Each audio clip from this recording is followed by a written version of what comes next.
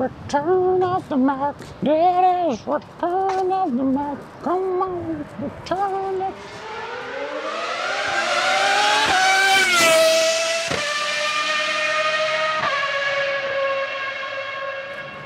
So this must be episode 9. Jeez, episode 9, huh? Nearly in double digits. I'll have to put some effort into the 10th episode if I ever get there. How is everyone? Hope you're well. Good. Out strolling this time again on this POD, recording this POD, and because it's a really lovely summer's day, blue skies, a few scattered clouds, warm. The radiation from the sun is palpable. It's beautiful, but then you turn your head the other way and it looks like the pre-Technicolor opening scene from The Wizard of Oz. So let's see what happens. There's some fancy looking. Looks like there's some sort of important people up here. Something to do with the Hungarian embassy. All these, when you see Nissan Vivaros, black Nissan Vivaros with blacked out windows, something's going on. Some VIPs. Not a whole lot going on in the car world, so I'm just going to rattle through. And as I've been doing, I'll start off with the EV. Probably the most interesting. Well, not interesting. That's a terrible word to use. There's a new EV. Well, I say new, it's just got some different badges on it really, but the Cupra Born, which for starters is a terrible name. I won't get into the whole Cupra thing. Fast Seats essentially, and then Cupra Born as if like this is the first car from Cupra, which it isn't, it's the third technically. It looks like an ID3 from the side, and a little bit of a different front end, horrible paint, stupid graphics. It's going to have 231 horsepower, 335 miles of range, blah, blah, blah. Yeah, so it's just, have they done a sporty version of the ID3 yet? I don't know. It's that ID4 GTX thing. So dull, I don't know. It's going to be rear wheel drive, so maybe it'll be fun to drive. Because I watched Chris Harris last night driving the e-tron GT or S, and he pitched up against the BMW M5 CS. It's the CS, isn't it? Yeah, it is a CS. The one with the 4 seats and the gold wheels and the yellow DRL spinning. He managed to, he made the old e-tron look quite playful. He was able to get some serious drift angles in it and pull some nice transitions going through chicanes and stuff. So maybe, I don't know, maybe the Cupra Born will be the first truly exciting electric hot hatch. Maybe. Probably not, but we shall see.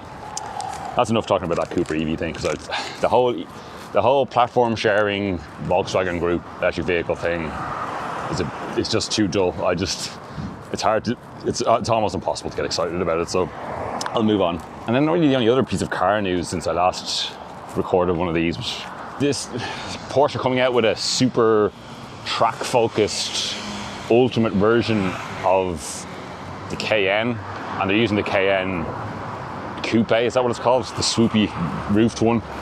Because it's slightly more aerodynamic, but yeah, they want it to be, from what we gather, they haven't really given too much away about the powertrain and stuff, but it's from what we gather it's turbo. Is it turbo S, guys? It's not the hybrid anyway, probably because of weight, which is ridiculous because it's definitely over 2 tons as it is anyway. But they're going for the coupe version for better aerodynamics, and they want it to be the fastest SUV around the Nürburgring, which has to be the most irrelevant title to go claim for. Why anyone would need a car like that is beyond me. But so that's. Oh, hang on, wait. There's one more piece of car news. I discussed this in a previous episode. The Chimera Evol 37, which is a resto mod of the legendary Group B rally car, the Lancia 037, the last rear-wheel drive car to win the World Rally Championship. They teased this a couple of weeks ago. It's like a resto mod version of the 037, but we've seen it in full. They fully revealed it now. It's going to be built on. So they showed us the full production version of this, and it's going to be, you have to give a donor Lancia Beta Monte Carlo chassis shell, which will be then highly strengthened. It'll have carbon fiber bodywork and Öhlins dampers, blah blah blah. But the best thing about it as well, it's keeping the 2.1 4-cylinder, both turbocharged and supercharged engine, but again, it's going to be completely worked over, and they're claiming 406 pound-feet of torque, 500 plus horsepower, it's not going to weigh very much either. So that looks spectacular. It looks great too. They've really, like everything I said before, like it's got like LED lights and stuff, which I'm not too sure work with retro designs, but anyway, the actual shape and size of the car is very, very true to the original. They put up a picture of an original and it's parked in front of the new one. Only criticism aesthetically, the wheels they put on it are too big, a bit too flashy, but they're only going to make, surprise, 37 of them. So yeah, I assume if it's that small volume, and undoubtedly it's going to be very expensive, I'm sure you can tailor your one to your own liking if you are going to get one, which I most certainly am, because I am not in the market for a bespoke Italian resto mod of an 80s rally car. But by God, it's cool. It'll come standard with a manual gearbox, and you can spec it with a sequential. But if I was getting one, I think I'd go full manual, because the old 37 would have been a manual. It would have predated, I assume it predates sequential boxes. Would have. Yeah, that's pretty much it really for new motoring news. Kind of stuff I've been catching up on the internet online. Top Gear did put up a video just the other day, which is quite good. I recommend watching it. It's about that guy Jack Ricks, who I think is possibly the head editor of the magazine, probably multimedia, whatever the fuck his title is. Anyway, he's one of the head honchos on the non-TV side of Top Gear. He's a good journalist. He's good on film. But he did a video of the 3 completely pointless speedsters that multi-millionaires, or probably billionaires to be honest with you, are affording themselves. So they just call it the Aston Martin V12 Speedster. Ferrari, I don't even know what the Ferrari one's called. It's funny, is it the Monza SPF one? It's the one that's based on a 812, but it has no windscreen. And then the McLaren Elva. Yeah, they're very, very pointless. The Elva has got an interesting thing. Why have a windscreen when you can have a thing that pops up out of the front that deflects the air from smashing into your face and then a dead end, have to turn around. And it's the only one that's mid-engine too. To drive, it's probably, it looks terrible. And again, it's pointless. Then the Ferrari, if I was in the market, I'd probably get the Ferrari because it's a Ferrari. It's got that V12 in it. But again, it's ridiculously big and pointless and expensive. And if you really needed that powertrain in your life, just get an 812 or get yourself the new one, the Competizione one, the super, super duper fast one, which again will undercut the price of this windscreenless, pointless trinket. And then the Aston Martin is front-engined. It's the twin turbocharged 5.9 litre V12. It's got a spine running in the middle of it, so you're kind of separated between you and your passenger.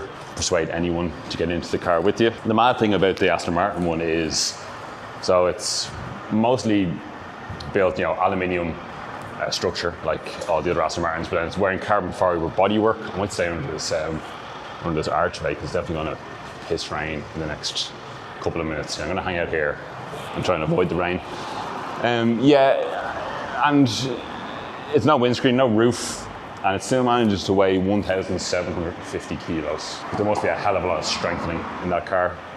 But the video itself is enjoyable. I'd say watch it.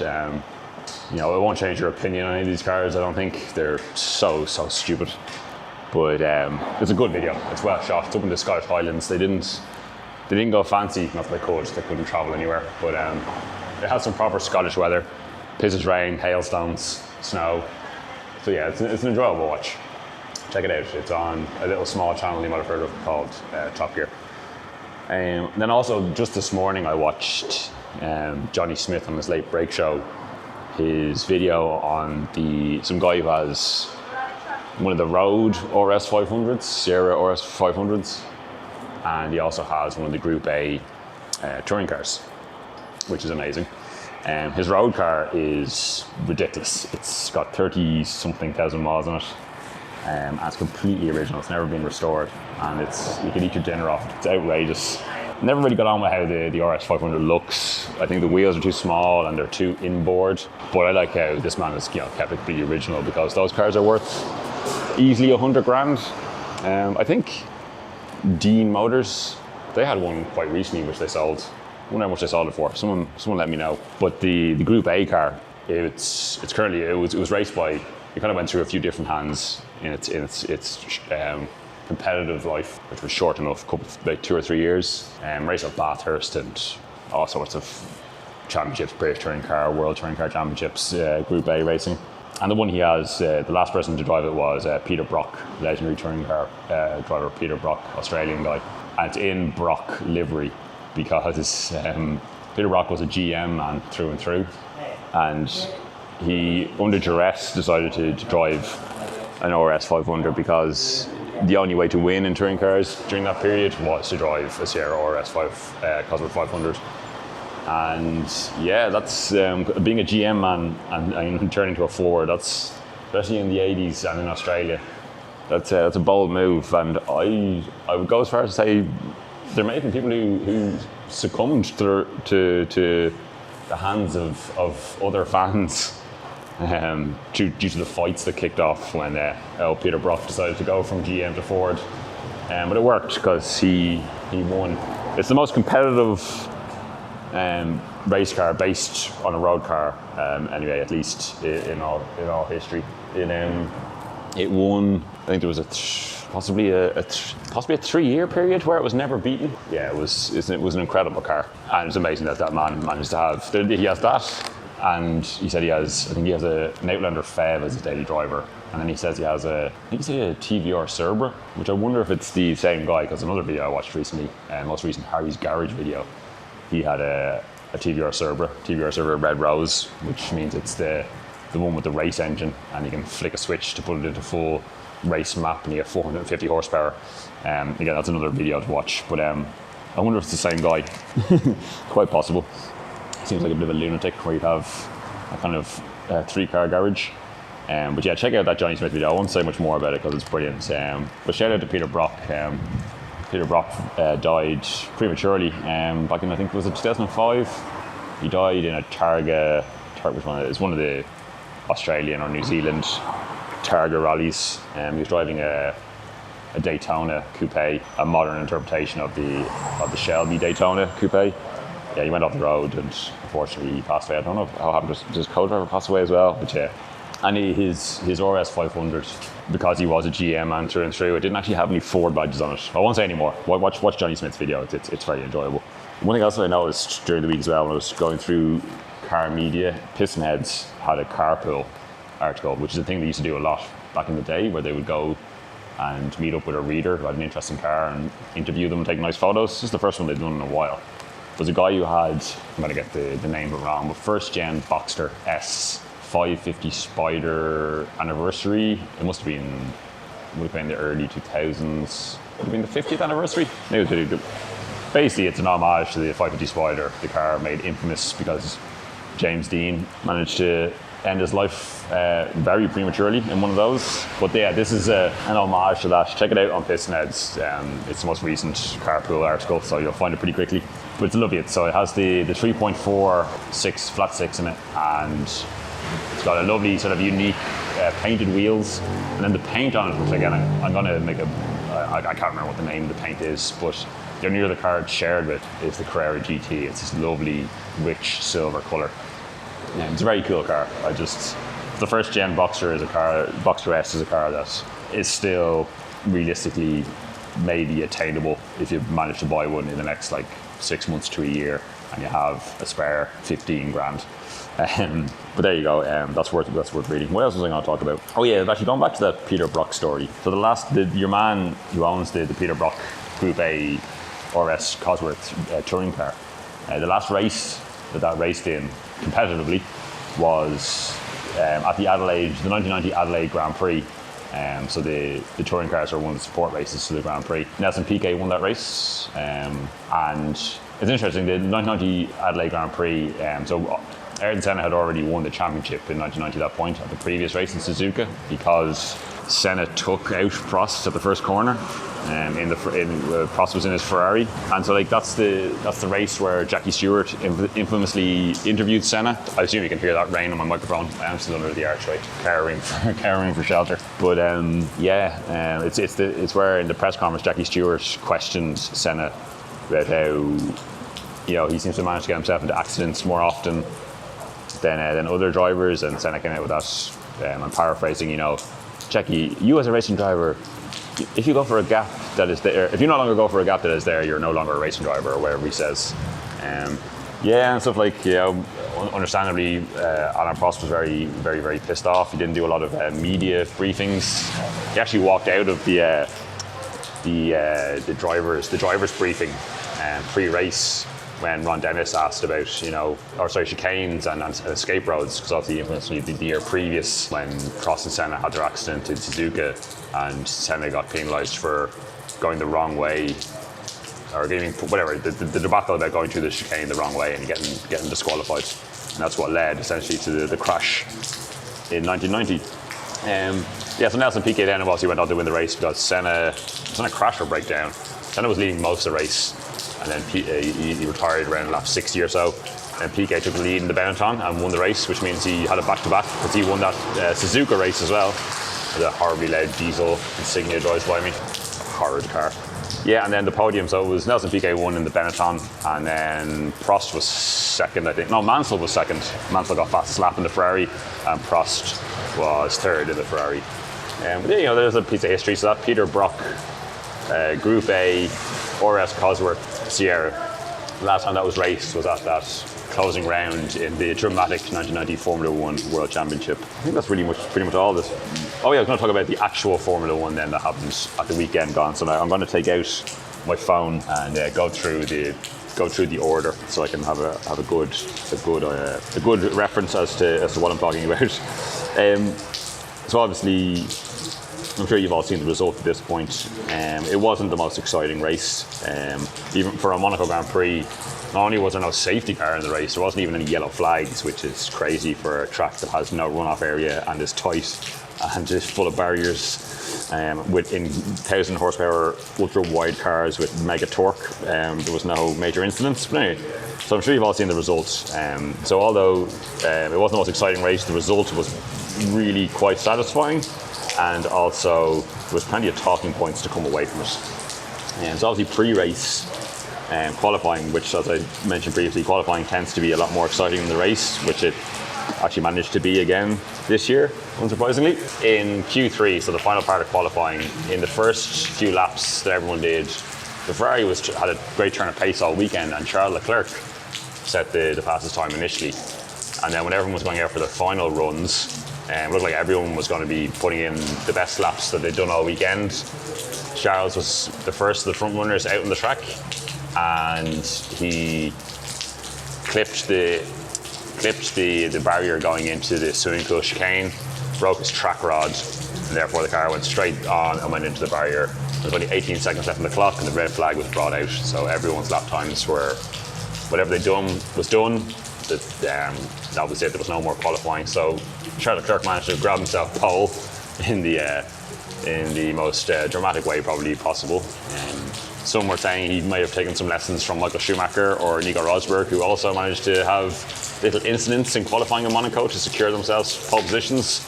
But the fact that Charles Leclerc had a pretty spectacular crash, whereas Nico and Michael didn't actually make any contact with the barriers, they quite clearly made quote-unquote mistakes, which they didn't. Schumacher got penalised, Rosberg didn't, but no, Leclerc definitely didn't do this on purpose. Which is only made more sour because then they thought the gearbox was fine, and turns out the gearbox apparently was fine. But then when he went down to install that to the grid before the race, he was like, oh, something's not right. They pulled the car back in, and they had a look, and for some reason, somehow the drive shaft had burst through the hub. And yeah, so Charles Leclerc didn't even get to start his race, which is tragic because that's his home race, because he's a born and bred Monegasque, and he's never finished a car race around Monaco in Formula One or any of the junior categories. So he has some of the worst luck at home of any Formula One driver I have ever come across. So he was the first person out of the race because he didn't even start the race. So I'm going to go backwards down. So it's a good thing I started with Charles. That means moved everyone up. So essentially Max Verstappen was then on pole for the race, and Valtteri Bottas was second, and Carlos Sainz was third, Lando Norris fourth, I think, something along those lines. So let me give the results up here. I really hope this rain is going to stop. The clouds are still quite thick in either direction, and it's still raining hard. Well, I'm currently wearing a pair of shorts, and I'm wearing Ayrton Senna socks, which I'll take a photo of and post on the social media. So Leclerc didn't take part. Then the only other retirement from the race, which was also absolutely tragic. So Bottas was running second or third. Yeah, he was running second or third at the time of his pit stop. Anyway, he was doing pretty well, doing better than his 7-time World Championship teammate all weekend, it must be said. And he pitted in from one of the podium positions. I can't quite remember if he was second or third, possibly second. I think he was second, because he did start second.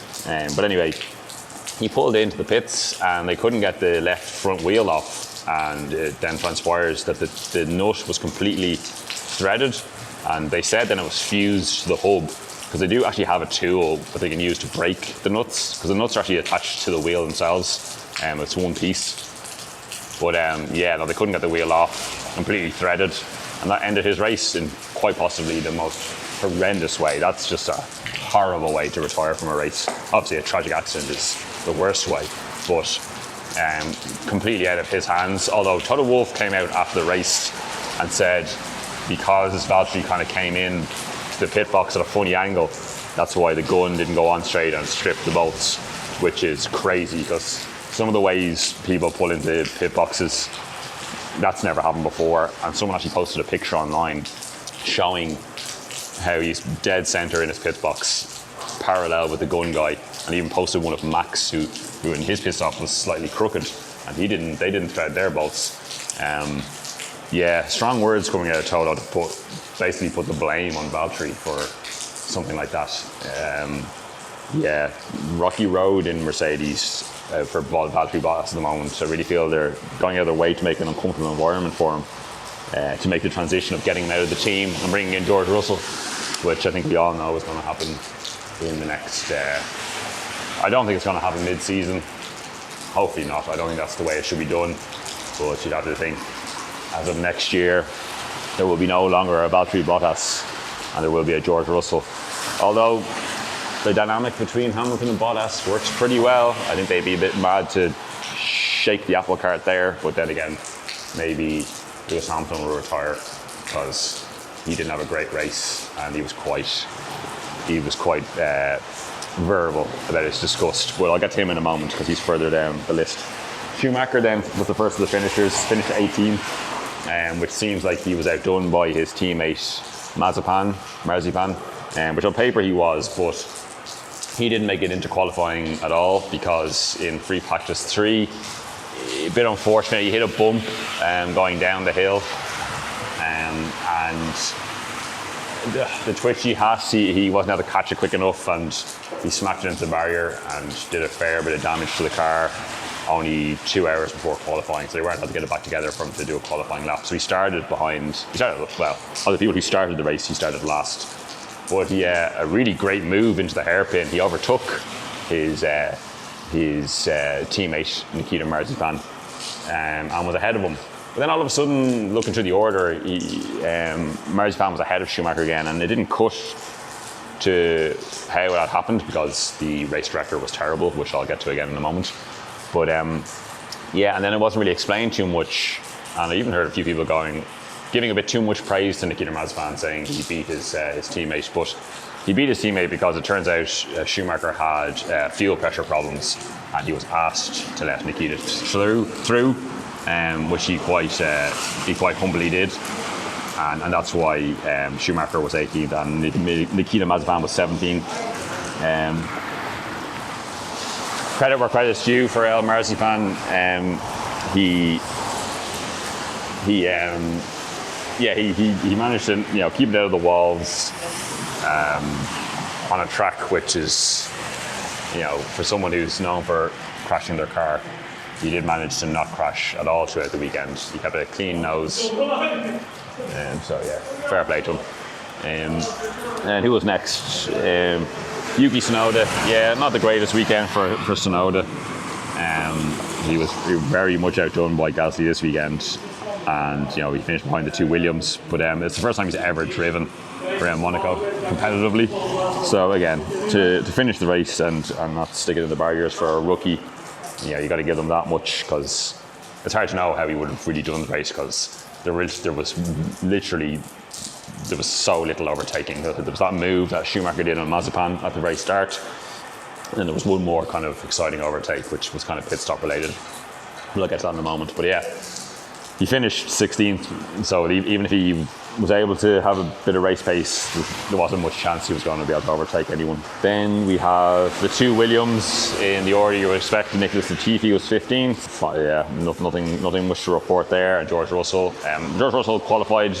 He got it into Q2. He started, that means he would have started 14th, 15th, 14th, 15th. So yeah, he pretty much finished where he started, ahead of his teammate and ahead of the Hasses. And yeah, that's about all the Williams could really expect from the weekend, really. Alonso didn't have a great weekend either. The Alpine in general wasn't having great pace around Monaco. As I said, like all the teams don't design the cars for Monaco. The only thing they do is they design a specific steering rack for Monaco so the cars can get around the lowest hairpin. But other than that, they design the Formula 1 cars for the other 20 plus tracks that they go to around the calendar, and Monaco is just a bit of an anomaly. So taking anyone's pace as a signifier for anything else that's going to happen this season, you'd have to take it with a pinch of salt. But yes, the Alpine was not particularly competitive, and Alonso didn't have a great qualifying. I don't think he was out in Q1, and he finished 13th again. He was driving, beautifully in the race, but not much he could do. Daniel Ricardo, a really not a great weekend for him. Which is he came out a couple of times over the weekend and said he doesn't really know why he's off the pace, because he feels confident in the car, and when he's not that he's blown away with anything he's been doing, he doesn't feel like he's been doing anything wrong, and yeah, he's not 100% sure where he's going to find the extra few tenths that he needs to get closer to his teammate Lando Norris, whose stock is rising with every race that happens. So I'll get to him again in a moment. But and I was listening to the team radios, the post-race team radios, and Ricardo's engineer to him was like, yeah, your stint on the soft wasn't great, you'll see it in the data, but you also see when we switch onto the hards, your pace was comparable to those at the front, this is where the McLaren probably should have been in its beautiful Gulf livery that they were running this weekend. But even though he had some good pace on the hard tyre, 12th, and he wasn't really going to get a chance to overtake anyone, because as I said, it's Monaco. It's not really a place you can overtake. So 12th, and when I get to his teammate much further down the list, you'll realise 12th is not a great result considering where Norris finished. Raikkonen 11th, yeah. I'm sure Raikkonen would have loved to have been in the points, but Giovinazzi seems to have a little bit of an upper hand on Raikkonen these days, only marginally. Raikkonen's water bottle started leaking very early in the race, he was saying, so he was covered in a salty fluid, to put it mildly, through most of the race. Whether that affected his pace or not, I don't know, but yeah, he finished one place behind his teammate Antonio Giovinazzi. So just out of the points, but fair play to Giovinazzi, scoring a point for Alfa Romeo, and he had a good qualifying. He made it to Q3, and I think that's the first time Antonio Giovinazzi's ever been in Q3. And yeah, it's not a Type 4, I thought it was a Civic Type 4, but it's not. And he scored a point for Alfa Romeo, so a good weekend from Giovinazzi. He was pretty solid all weekend. I think that's pretty much the best he and Alfa Romeo could have asked for. Ocon, fair play to him. He did out-qualify Alonso. I'm not sure where he qualified, but he was out in Q2. But he managed to get the car up to 9th. I think he took some risks on the start and grabbed some places. And 9th and a couple of points again. Probably the best he could have got out of the weekend. And yeah, showing an upper hand to his double world champion, highly regarded teammate Fernando Alonso. Lance Stroll, the Aston actually had really good race pace, which was good. He didn't have a great qualifying, and it's great to see actually Sebastian Vettel did have the upper hand on Lance Stroll all weekend. But fair play to Lance, he qualified outside the top 10, and he managed to get the car up to 8th with a great strategy from his team, which worked for both cars. So yeah, 8th and a few points for Stroll after not a great weekend up until the race. And then we have Lewis Hamilton, who wasn't really on the pace all weekend. and he qualified. Well, I think he qualified 7th, but he started 6th after Leclerc didn't start the race, and I think he managed to get it up to 5th near the start, and he was the first of the kind of front runners. Well, his team made the decision to pit him as one of the first front runners to pit, and as we saw from then the rest of the whoever pitted last was definitely the way to go. You may hear the terms undercut and overcut in Formula One. So the undercut is when someone pits first and then hopes to use the pace of their new tyres on their outlap to gain enough time so that when the person ahead of them pits, they've managed to make up enough time to jump them in the pit stops. In Monaco, the overcut worked, where pitting later managed to get you the more time and come out ahead, because all the front runners qualified on the soft tyre, which meant they started the race on the soft tyre and then had to switch onto the hard tyre. But getting heat into the hard tyres on your outlap from the pits, it took a couple of laps to get them up to temperature, so it was very difficult to get a quick outlap. So because Hamilton pitted first, and then the people who finished ahead of him, Gasly and Vettel, stayed out longer, and they managed to jump him in the pit stops, and he was, he threw the baby out with the bathwater after the race. He was very quick. When they have a good race, or when he makes a mistake, he's very, we win and lose as one.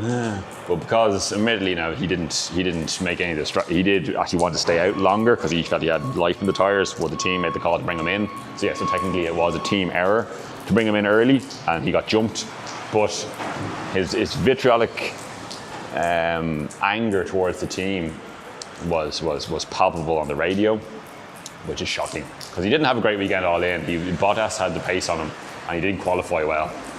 So to say the blame completely lies with the team is very harsh, and to say it publicly is terrible. You never see Vettel giving out to the team. You never saw Schumacher giving out about the team. Like even on the Dutch interviewers for, what's the name of the channel? It's irrelevant. But the Dutch interviewer was like, "Do you have anything to learn from this weekend or the team?" He's like, "Oh, I don't have anything to learn, but the team most certainly do." Yeah, so not a happy camper that he didn't have a great weekend, which was fair enough. But yeah, he's all peace and love until he has a bad day at the office, and then I think Lewis Hamilton's true colours shone through there.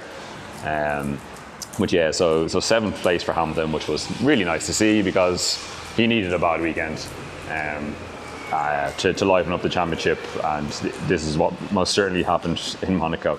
Pierre Gasly then, as I say, he managed to jump Hamilton with the. I think he was actually ahead of Hamilton anyway, but he managed to stay ahead of Hamilton after the pit stops by staying out longer. And 6th place for Pierre Gasly, great results. Really strong weekend from him, getting the best out of that car, picking up some solid points. He would have liked to have got more, but he was very magnanimous in his praise for the team and his own performance, which he should have. It was a good race from Gasly.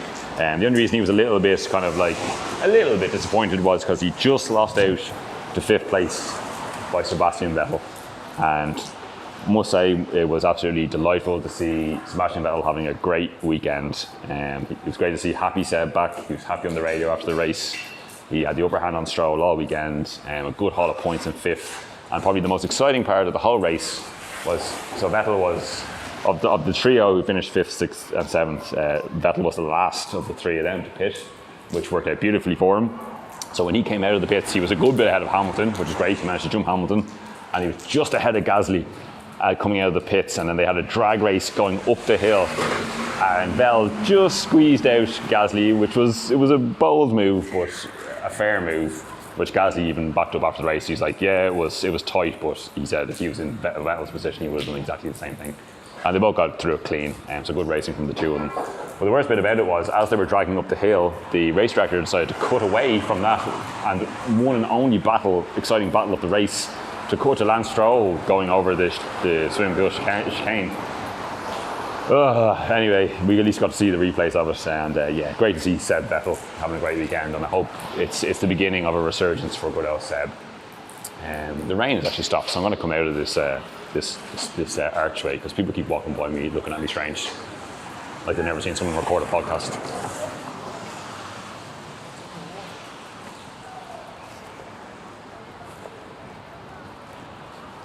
Stopped raining, but still some crazy clouds out there. So where am I? I'm getting into the good stuff now. Fifth, I think, was it Perez? Yeah, Perez was fourth. Which, yeah, a good race from Perez. Again, the strategy worked for him. Perez started on I think Perez actually started on the hard tyres, possibly. But anyway, yeah, he pitted late, and the undercut worked really well for him, and he had a very solid race. If he'd qualified better, it would have been even an even better weekend for him. And he was the first to admit the qualifying definitely let him down this weekend because his teammate went on to win the race, so they had a race-winning car. We're fourth, taking in a good haul of points with Bottas not finishing and him finishing ahead of Hamilton. Good haul of points for him and the team, which I'll get into again in a moment. But yeah, not a terrible race for Perez, but he still has to do a little bit of work if he's to feel secure in his place in Red Bull, because they are known for shuffling drivers quite quickly if they don't feel they're up to pace. But no, he definitely put in some good laps in the race, and Christian Horner was very full of praise from over the radio and stuff. So yeah, they're definitely still supporting out Perez, which is great because Perez seems like a nice guy, and I like him as a driver. And then probably the one person that people were probably most happy for, third place man, Lando Norris, and the rising star Lando Norris from McLaren in the beautiful Gulf pale blue and orange livery for this weekend from Monaco, and they managed to get the car on the podium, which I'm sure they are more than happy about, because there's this old wives' tale about how using special liveries tends to lead to a shocking weekend. Look at Mercedes when they celebrated 100 years of motorsport in the Nürburgring in 2020. Was it 2020? No, 2019 or 20. I can't quite remember. They had a hard weekend, and then last year when Ferrari were celebrating 70 years, they had a historic livery. Not that they had a terrible weekend, they just had a terrible season, and it was just part of a terrible season. Anyway, yes, Lando Norris finished third. Great race. He qualified well. I think he qualified fourth, fifth. My encyclopedic knowledge isn't great, and it's a couple of days since the Grand Prix, so it's falling out of my brain. But yeah, apparently the car felt very, very nervous on the hard tyres, so he really had to kind of use all of his concentration to keep it out of the barriers for his final stint. Again, he was lucky, probably, overtaking wasn't very easy in Monaco, so Perez wasn't going to be able to get by him. But he held on to the end, and he got a very, very well-deserved podium finish at Monaco, which was lovely to see, because he was on the podium with his former teammate and his bro from another Mo there, Carlos Sainz, who got his first podium for Ferrari, which was a great consolation prize for Ferrari after the horrible look that Charles Leclerc had. So yeah, Carlos Sainz finished second. He was a bit pissed off in qualifying, not at anyone, but just about the whole situation when the red flags came out for Leclerc's crash, because he felt maybe he could have been on pole because he had great pace all weekend through practice and stuff. Yeah, he started third then in the race without Leclerc, so I think he was probably hoping to jump maybe Bottas at least at the start, but not that it really made a difference after Bottas retiring. Yeah, he was never going to get close enough to Verstappen to make a move or anything like that, and Verstappen just managed the race. But a solid performance from Carlos Sainz, and seeing Sainz and Norris share the podium and their bromance continuing, even though they're no longer teammates, was brilliant. Attacking each other with the champagne and winding each other up. The bromance between those two is very heartwarming. And if you watch Drive to Survive, the episode about McLaren, the fake tension they tried to build between Carlos and Lando was completely fabricated. The two lads really got along, and it was great to see them. And yeah, it was great to see Ferrari up on the podium in Monaco, and see them on the podium at all, because it's been a while. Was beautiful, and a great haul of points. And with Sainz up there, with Lando in the McLaren, and then Max Verstappen winning, it means there was no Mercedes on the podium, which was a delight for everyone post-race. As much as the race wasn't amazing, the result was brilliant, and Max Verstappen took the spoils. His first time ever on a podium in Monaco, and it's his first. To do it with a win is the way to do it, and yeah, he quite comfortably won that race. It was his for the taking from the get-go. Bottas nearly jumped him at the start, but Max closed the door, and then after that, that's pretty much whether Bottas retired or not. Max was always going to win this race. You almost think actually because the start wasn't great, maybe he wouldn't have got by Leclerc had Leclerc started. But if buts and maybes, that didn't happen. And but it's great for the championship because now Max is now in the lead of the championship by about 4 points, which I think is quite even more of a bitter pill for Hamilton to swallow, because I think if he had finished ahead of Vettel and Gasly, they might possibly be even on points, because he got the fastest lap point as well, did Lewis. So Verstappen is leading the championship for the very first time. It's the first time either a Ferrari or, most importantly, a Mercedes driver hasn't been leading the championship in the turbo hybrid era, and the team Red Bull are actually leading the Constructors' Championship as well. So that's great to see. Now, as I said, Monaco's an anomaly. There's plenty of normal racetracks to come, so it is going to flip back, you'd have to imagine, pace-wise to Mercedes at some point, but it really is spicing up to be a great championship. Now that they have the lead, let's see if Red Bull can maybe fight and be consistent and keep the lead, because they're going to Baku next. Well done, Baku. Which does seem to suit in the past has suited the Red Bulls, and it does tend to throw up a crazy race. Just the old Baku Azerbaijan Grand Prix with a crazy uphill chicane that goes through a medieval castle, and the longest straight in Formula One. But yeah, it'll be interesting. The Mercedes reckon they won't be on the pace in Baku, but they often seem to say these things and then they turn out not to be true. But yeah, so we'll see. Baku's in a couple of weeks' time. But yeah, really interesting results and performances from Monaco, even if it wasn't the most exciting race. As I say, to not have any safety car or even a yellow flag in Monaco is incredibly rare. Last time that happened was 2009 when Braun won with Jenson Button, so 12 years ago, which is a crazy thing to say out loud. Anyway, I've rambled on for quite some amount of time. There you go. So my next podcast will be my 10th one, so I'll have to put some effort in to do something maybe different. Maybe I'll talk about me and why I'm a car person, and maybe I can start a conversation, because I would love to know why all of you are car people too. But we'll talk more about that next time. So until then, stay safe, stay well. I'll talk to you again soon. Bye.